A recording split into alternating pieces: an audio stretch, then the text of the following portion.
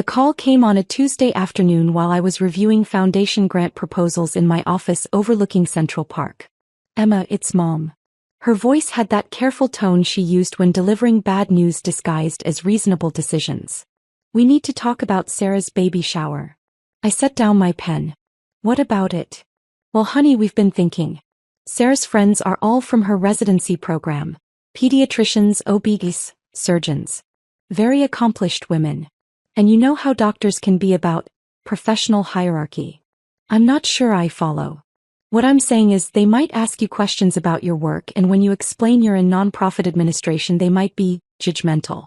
Sarah doesn't want anyone feeling uncomfortable on her special day.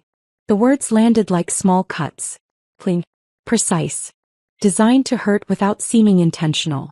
So I'm not invited to my sister's baby shower. It's not that you're not invited, sweetie. It's just, maybe it's better if we keep it to her professional circle. You understand, right? These women are very particular. I stared out at the Manhattan skyline. 47 stories below, people moved through their lives, unaware that in this glass tower, a woman was being uninvited from her sister's celebration because her career wasn't impressive enough. I understand, I said quietly. Oh good. I knew you'd be mature about this. We'll have a private family dinner later, just the four of us. That'll be nicer anyway. When's the shower? This Saturday at the Rosewood Hotel. 2:00. Sarah reserved the garden terrace. It's going to be beautiful. The Rosewood. I knew it well. I'd hosted 3 foundation galas there. That sounds lovely. It will be. And Emma, this isn't personal. You know we love you. But sometimes it's better to be practical about these things. After she hung up, I sat in silence for a long moment. Then I opened my laptop and pulled up my calendar. Saturday 2 p.m. I had blocked off for personal time. I'd planned to attend Sarah's shower, bringing the custom-engraved silver rattle-eyed commissioned from Tiffany. Instead I sent a different message. 2. Jameson Foundation Board of Directors Saturday meeting, strategic review required. I typed carefully, professionally. An urgent matter requires board attention. I'm calling an emergency meeting for Saturday 2:30 p.m. to discuss recent developments with our hospital partnerships. Specifically, we need to review the status of our $25 million commitment to Presbyterian Heights Medical Center. Details to follow. I hit send. Then I opened my personal contacts and found Dr. Helena Reeves, Chief of Surgery at Presbyterian Heights. We'd had lunch monthly for 3 years, ever since the Jameson Foundation had partnered with her hospital for a pediatric cancer wing. Me. Dr. Reeves, are you attending a baby shower at the Rosewood Saturday? Helena. Yes. Sarah Chen's shower. Do you know her? Me, she's my sister. Helena. Your sister. Why didn't you mention this? Are you coming? I'd love to introduce you to the other attendees. Me. Unfortunately, I wasn't invited. Family dynamics. 3 dots appeared. Disappeared. Appeared again. Helena. That's odd. Sarah talks about you sometimes. Says you work in nonprofit admin. Makes it sound very entry-level. Me, she's not wrong. I do work in nonprofit administration.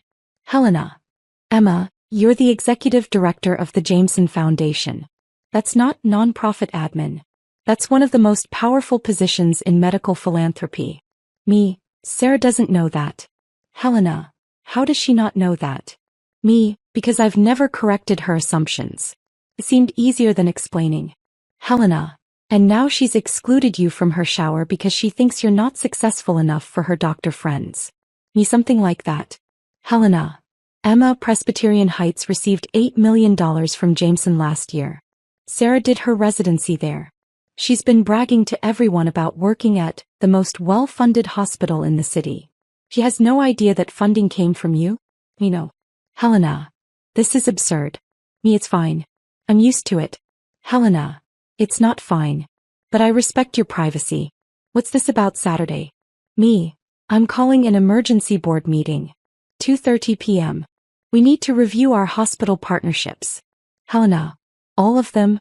Me. Particularly Presbyterian Heights. There was a long pause. Helena. Emma, the pediatric wing opens in 3 months. We've already spent $17 million of the committed $25 million. If you pull funding now. Me. I'm not pulling anything.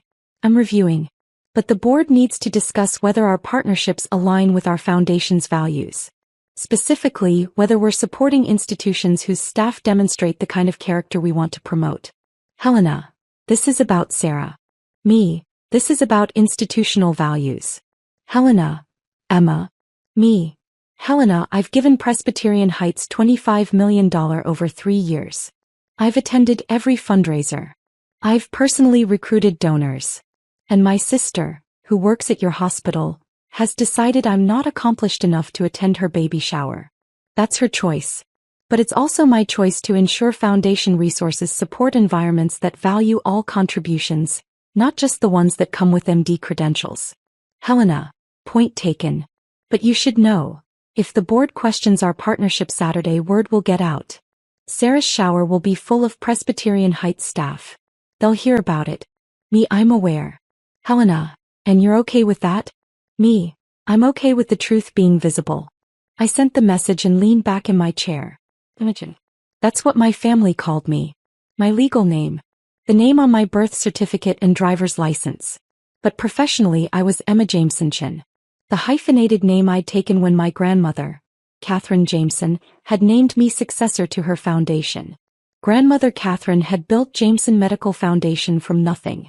Started with a $50 million inheritance from her pharmaceutical executive husband and turned it into a $780 million philanthropic powerhouse. When she died 5 years ago, she'd left the foundation to me with one instruction: give it to people who'll use it to heal, not to stroke their own egos. I'd been executive director since I was 31. I controlled grant distributions, fundraising, strategic partnerships. Last year alone, we distributed $94 million to medical research, hospital infrastructure, and community health programs. My family knew I worked for Grandmother Catherine's charity. They knew I did grant paperwork.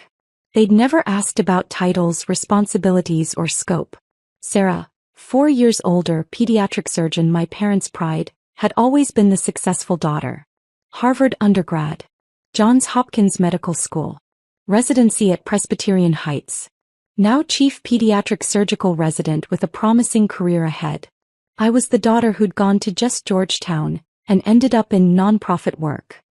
Never mind that Georgetown's public policy program had led directly to a fellowship at Jameson Foundation, which had led to Grandmother Catherine mentoring me personally for 6 years.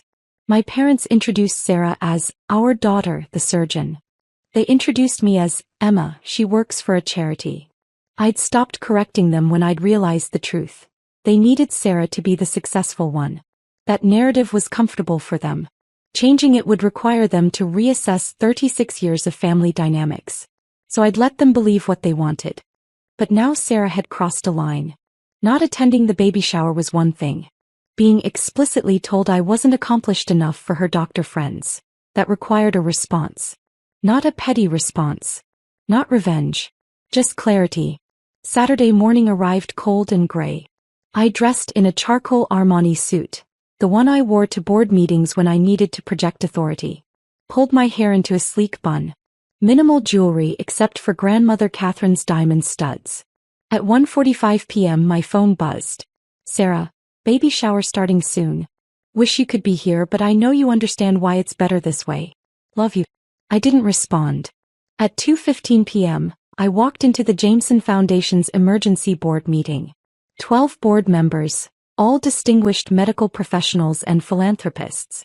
The room overlooked the East River, floor-to-ceiling windows, modern minimalist design.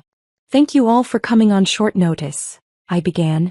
We need to discuss our hospital partnerships, specifically Presbyterian Heights Medical Center. Dr. Richard Thornton, board chairman and former Surgeon General, leaned forward. Emma, we've committed $25 million to Presbyterian Heights. The pediatric wing is nearly complete. What's the concern? The concern is institutional culture. We've invested significant resources in Presbyterian Heights based on their commitment to inclusive, patient-centered care. I need to verify that culture extends to how they treat all contributors, not just those with medical degrees. Board member Patricia Zhao, retired hospital administrator, frowned. Has something happened? I've become aware that some staff at Presbyterian Heights operate under a hierarchy that values only certain types of professional achievement. They've demonstrated a pattern of dismissing non-medical professionals as less valuable. That's concerning, Richard said. Do you have specific examples? I do. But I'd like to table detailed discussion until we can hear from Presbyterian Heights leadership directly. I've invited Dr. Helena Reeves, their chief of surgery, to join us at 2:45. She's coming here? During Sarah Chen's baby shower. Patricia's eyes widened. Emma, isn't Sarah your sister? Yes. Understanding rippled through the room. Richard cleared his throat. Emma, are you conflating personal family matters with foundation business? I'm ensuring that foundation resources support institutions whose values align with our mission. If Presbyterian Heights staff believe that only physicians contribute meaningfully to medical care, if they actively exclude and diminish other professionals, then we need to reconsider whether they're the right partner for a foundation built on inclusive excellence. The room fell silent. At 2:47 p.m., my assistant showed Dr. Helena Reeves into the conference room. She looked stressed, still in her dress from the shower, clearly having left early. Dr. Reeves, thank you for coming, I said formally. The board has questions about institutional culture at Presbyterian Heights. Helena sat, glancing at me with an expression that said, I can't believe you're actually doing this. Richard spoke first. Dr. Reeves, Emma has raised concerns about how Presbyterian Heights values non-medical professionals. Can you speak to your institution's culture? Helena took a breath. Presbyterian Heights has always prided itself on collaborative, interdisciplinary care. We employ and respect a wide range of professionals: nurses, administrators, social workers, researchers. Our mission statement explicitly values all contributions to patient care. And in practice? Patricia asked. In practice, we're human.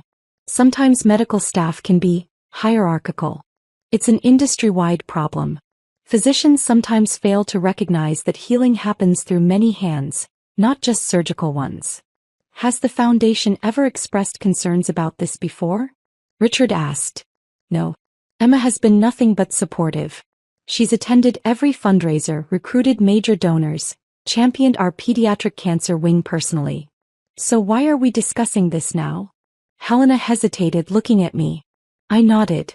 Because, Helena said carefully, I attended a baby shower this afternoon for Dr. Sarah Chen, one of our surgical residents. During the shower, Sarah's mother mentioned that Sarah's sister couldn't attend because she works in nonprofit admin and wouldn't fit in with all the accomplished women here. Patricia's jaw tightened. And Sarah's sister is? Me, I said quietly. Sarah's my sister. She excluded me from her baby shower because she believes I'm not successful enough to socialize with her doctor friends. The room erupted. That's unconscionable. She doesn't know who you are? How is that possible? I raised a hand. Sarah knows I work for the Jameson Foundation. She's never asked about my role. She assumes I process grant applications or file paperwork. I've never corrected her. Why not? Richard demanded. Because my family needed me to be less successful than Sarah. That was my assigned role. Correcting them would have disrupted their entire family narrative. So you funded her hospital instead? Patricia's voice was sharp. I funded a hospital that does excellent work. The fact that Sarah works there is coincidental. But her attitude, the dismissiveness toward non-medical professionals, the assumption that only physicians contribute meaningfully, that represents a cultural problem we should consider. Helena spoke up. If I may, this afternoon at the shower, several attendees made comments about lesser professions and people who couldn't cut it in medical school. The attitude Emma describes is real. It exists in our institution. And you're the chief of surgery, Richard said. What are you doing about it? Honestly, not enough. I've focused on clinical excellence and assumed cultural issues would sort themselves out. Today made me realize they won't. Richard looked at me. Emma, what do you want?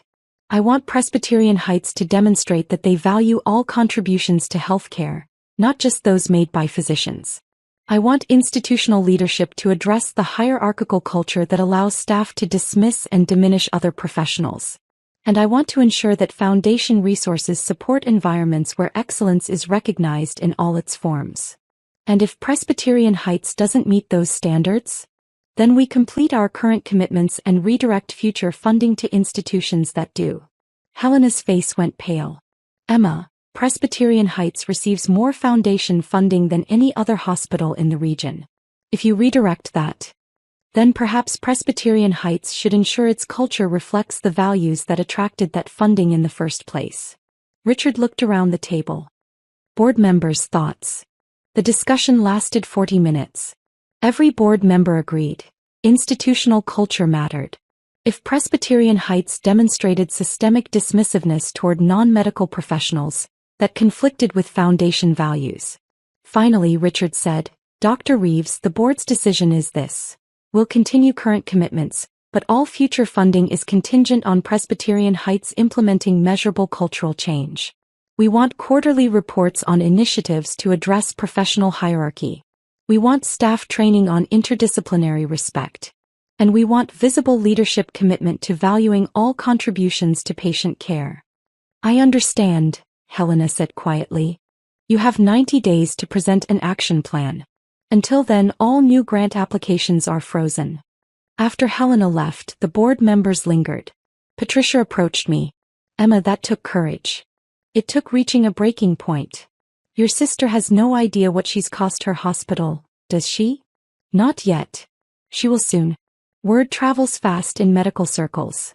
I nodded. I know.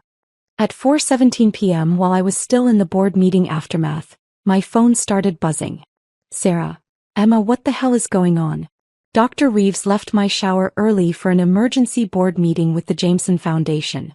People are saying the foundation is reviewing Presbyterian Heights funding. I silenced the phone.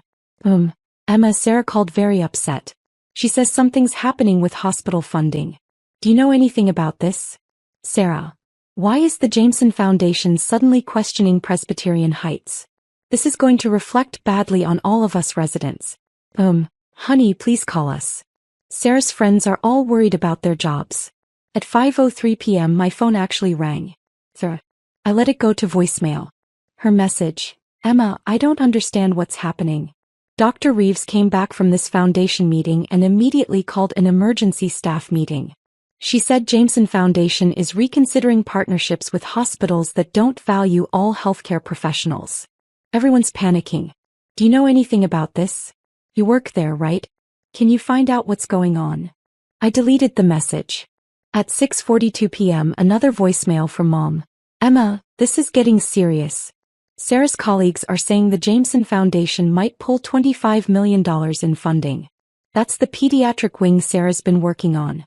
Can you ask your boss what's happening? This could ruin Sarah's career before it even starts. I poured a glass of wine and looked out at the city lights. My phone buzzed again. Helena. The hospital administrator just called an emergency leadership meeting for Monday morning. Word got out. Your name came up. Sarah asked if anyone knew Emma Chin from the foundation. I told her to ask you herself. Me and Helena. She said you just do grant paperwork. Someone showed her the foundation website. The executive team page. Your photo and bio. She went completely silent. Me, what does my bio say? Helena. Emma Jameson Chin, Executive Director. Emma leads strategic direction for the Jameson Medical Foundation's $94 million annual distribution budget. Previously served as Director of Strategic Partnerships and completed a fellowship in medical philanthropy at Georgetown University. She holds degrees in public policy and healthcare administration. Under her leadership, the foundation has distributed over $380 million to medical research and hospital infrastructure. Me, comprehensive. Helena. Emma, she had no idea. She literally said, that can't be my sister. My sister works in admin. Me, what did you say? Helena. I said that administration at the executive level means controlling hundreds of millions of dollars in medical funding. That grant paperwork means deciding which hospitals get world-class pediatric wings and which ones don't. That maybe she should have asked you about your actual job instead of assuming. Me, how did she react? Helena. She asked for your phone number. I told her she already had it. At 7:28 p.m. Sarah called again. This time I answered. Emma. Her voice was tight. I need you to tell me something. Okay. Are you Emma Jameson, Executive Director of the Jameson Foundation? Yes. Silence. Long, painful silence. You're the person who controls the $25 million grant to Presbyterian Heights. I'm the person who recommended that grant to the board, yes. The board approved it. And today you called an emergency board meeting to reconsider.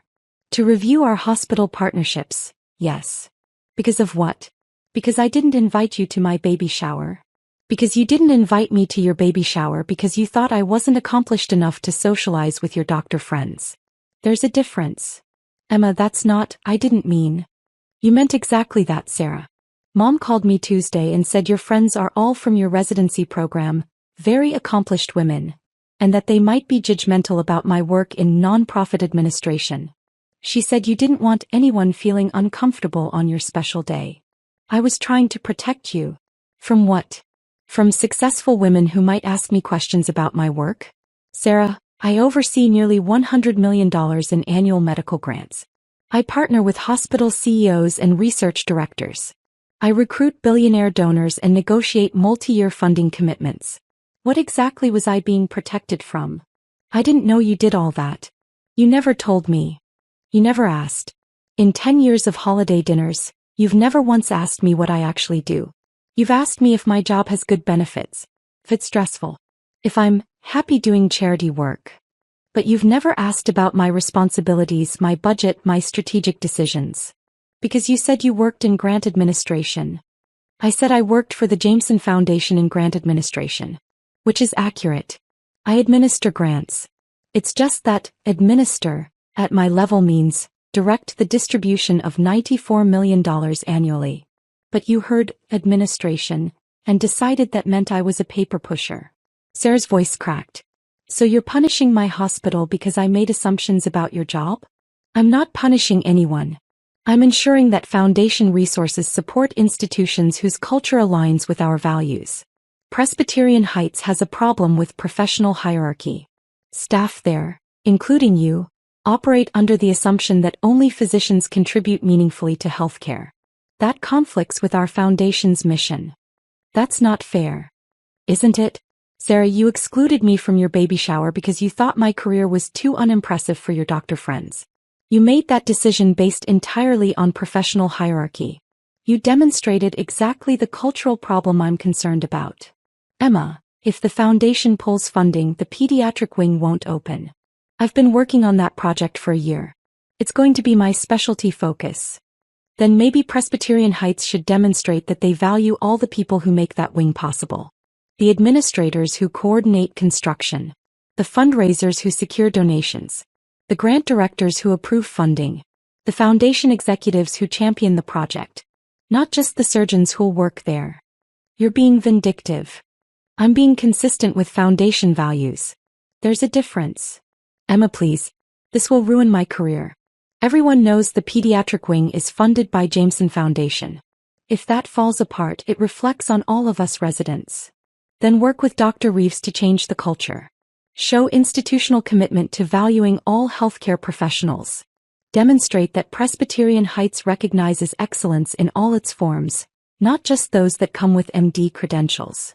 I can't believe you're doing this. I can't believe you thought so little of my career that you excluded me from your celebration. But here we are. She hung up. Monday morning, I arrived at my office to find 17 missed calls from family members. I ignored them all. At 10:15 a.m., my assistant buzzed. Ms. Jameson, there's a Sarah Chin here to see you. She says she's your sister. She doesn't have an appointment. I checked my reflection in the window. Perfect posture. Professional. Composed. Send her up. Sarah walked into my office and stopped dead. Took in the view, the artwork, the mahogany desk, the photos of me with hospital administrators and Nobel laureates.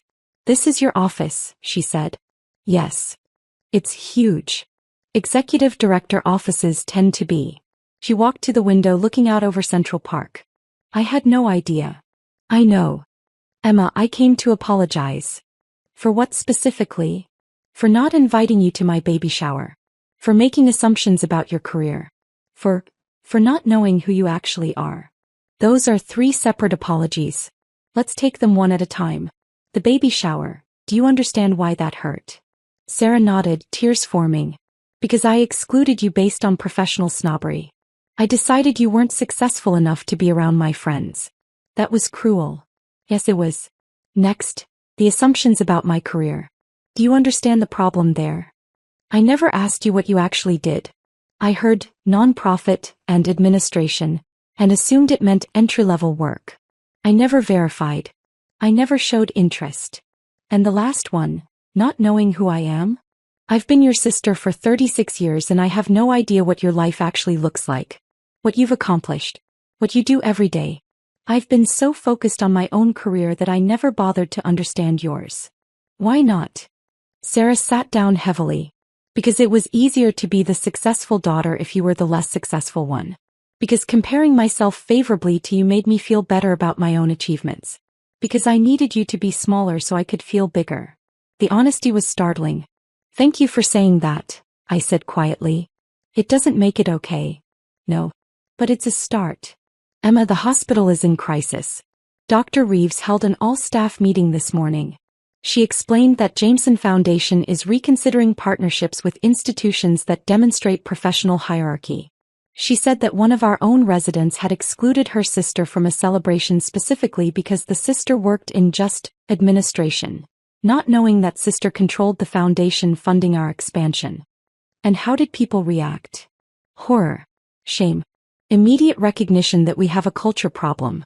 Dr. Reeves announced mandatory training on interdisciplinary respect. She's forming a committee to review institutional attitudes toward non-medical professionals. She made it very clear. If we don't change, we lose funding. Good. But Emma, I'm the reason this happened. Everyone knows it was my baby shower. I've become the face of everything wrong with our culture. Is that fair? Completely. I demonstrated the exact problem. And now I have to live with the consequences. We sat in silence. Finally, Sarah said, what do I need to do to fix this? Personally or professionally? Both. Personally, you need to actually get to know me. Not as the less successful sister, but as an actual person with an actual career. That means asking questions, showing interest, treating my work with the same respect you want for yours. Done. What else? You need to sit with the discomfort of realizing you were wrong about me. Not rush past it. Not make it go away quickly. Actually feel it. I'm feeling it. Good. Professionally, you need to be the loudest voice in changing Presbyterian Heights culture. Use your status as chief resident. Make it clear that professional hierarchy is unacceptable. Lead the change. I will. And Sarah, you need to understand something. I didn't pull funding out of petty revenge. I pulled it because you demonstrated a fundamental misalignment between your institution's stated values and its actual culture. If Presbyterian Heights is going to receive foundation support, it needs to deserve that support. I understand. Do you? Because this isn't about you and me. This is about whether hospitals value all the people who make healing possible. The researchers, the administrators, the fundraisers, the policy experts. If medical institutions only celebrate physicians, they're missing half the equation. Sarah nodded. You're right. And we've been wrong. I've been wrong. Yes. You have. Can I ask you something? Go ahead. Why didn't you ever correct us? Why didn't you make us see you? I thought about that. Because fighting for recognition is exhausting. Because I was tired of justifying my worth. Because I decided it was easier to build something undeniable than to constantly argue for acknowledgement. And then I made you argue anyway. No. You made me set a boundary. There's a difference. I'm not arguing for acknowledgement anymore, Sarah. I'm requiring it. And if institutions or family members can't provide it, I'm redirecting my energy elsewhere. She walked to my desk. I want to do better. As your sister. I want to actually know you. That takes time. I have time. This baby isn't coming for 4 months. You're inviting me to be part of that? I'm begging you to be part of it. Emma, I want my daughter to know her aunt. The real one. Not the version I invented. I want her to grow up understanding that success comes in many forms. That leadership isn't just about surgical skill. That the woman who funds pediatric wings is just as important as the woman who operates in them. Something in my chest loosened. I'd like that, I said quietly. Can we start over? Actually start over. We can try. Sarah pulled out her phone. Tell me about your work. Really tell me. I want to understand what you do every day. So I told her. About the grant review process. The strategic partnerships. The donor cultivation. The foundation board meetings where we decided which medical innovations deserved funding. About the pediatric cancer wing at Presbyterian Heights. How I'd personally recruited 3 major donors. How I'd championed the project through 2 years of foundation reviews. How I'd negotiated the $25 million commitment. About the other hospitals we supported. The research labs. The community health programs. Sarah listened. Really listened. Asked questions. Took notes. Emma, you've built something incredible. Thank you. And I've been treating you like you were unsuccessful. Yes. I'm so sorry. I know. 3 months later, Presbyterian Heights opened the Jameson Pediatric Cancer Wing. The dedication ceremony was beautiful. Families, staff, board members all celebrating. Dr. Reeves gave a speech about interdisciplinary excellence. About how healing required collaboration between physicians, nurses, researchers, administrators, and philanthropists. About how the wing existed because of contributions from dozens of professionals, not just surgeons. Then she introduced me. I'd like to recognize Emma Jameson, Executive Director of the Jameson Foundation. Without Emma's vision, fundraising, and strategic leadership, this wing wouldn't exist. Emma, would you say a few words? I stood at the podium looking out at the crowd. My family sat in the front row. Mom, Dad, Sarah holding her newborn daughter. When we fund medical infrastructure, I began, we're not just building walls and buying equipment. We're investing in possibility. In the chance that a child diagnosed with cancer will find hope. In the belief that healing happens when talented people work together toward a common goal. I paused, looking directly at Sarah. This wing exists because of physicians who treat with skill and compassion. Because of nurses who provide round-the-clock care. Because of researchers who develop new protocols. Because of administrators who coordinate complex systems. Because of donors who believe in the mission. And because of foundation staff who champion these projects. Every single person in this chain matters. Not just the ones with the most visible roles. Not just the ones with MD credentials. Everyone. And when institutions recognize that, when they truly value all contributions, that's when extraordinary things become possible. The applause was warm, genuine. After the ceremony, Sarah approached with her daughter. Emma, I'd like you to meet Catherine. Named after grandmother. I looked at the tiny face, the alert eyes. Hello, Catherine, I whispered. I want her to know her Aunt Emma, Sarah said. The real one. The one who builds pediatric wings and changes hospital cultures and doesn't need anyone's permission to be extraordinary. That's a lot of pressure for an aunt. You can handle it. You're executive director of a $780 million foundation. I smiled. When did you memorize that figure? When I started actually paying attention to your career. Emma, I've been telling everyone about you. At the hospital. At family gatherings. Anyone who'll listen. My sister runs the Jameson Foundation. She's one of the most influential people in medical philanthropy. That's generous. It's true. And I should have been saying it for years. Mom approached, dabbing her eyes. Emma, that speech was beautiful. We're so proud of you. Thank you, Mom. I'm sorry we didn't understand earlier. About what you'd accomplished. We should have asked more questions. Yes. You should have. Can we do better? Going forward. We can try. Dad joined us. Emma, my colleagues at the firm have been asking about you. Apparently, the Jameson Foundation is legendary in nonprofit circles. I had no idea. It's okay, Dad. You know now. It's not okay. We let you be invisible for too long. That changes now. And it did change. Fully. Imperfectly. But it changed. Family dinners became actual conversations about my work.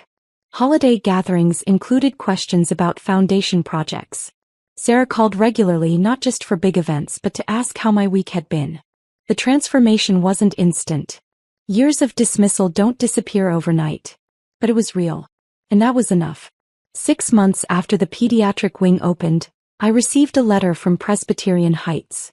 Dr. Reeves had written to inform me that the hospital had completed its cultural transformation initiative. Staff training on interdisciplinary respect. New policies valuing all professional contributions. Measurable improvements in how non-medical professionals were treated.